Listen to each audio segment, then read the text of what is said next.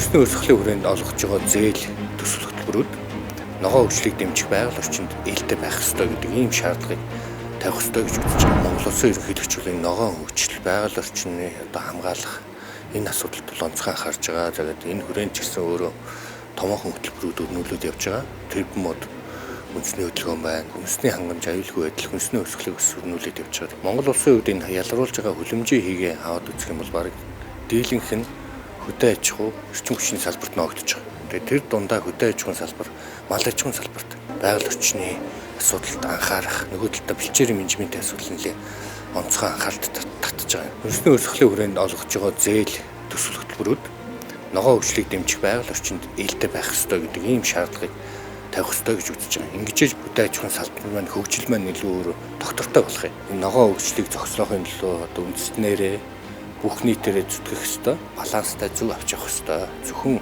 нэг талын санхүүжилт гэхгүйгээр иргэд аж ахуйн нэгдээ бэлтгэх ёстой л гэж хэлмээр байна.